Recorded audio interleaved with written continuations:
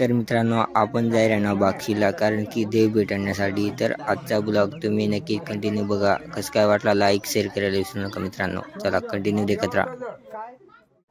Hello मित्रांनो, आज आपण जाणार आहे बागशी या ठिकाणी। तर आजचा ब्लॉग नक्की तुम्ही कंटिन्यू बघा। कसं काय वाटला लाईक आणि शेअर करायला विसरू नका मित्रांनो। तर आज बागशीसाठी म्हणजे तर आपण जाणार आहे देव भेटण्यासाठी। तर आजचा ब्लॉग नक्की कंटिन्यू बघा। चला पुढे बघूया।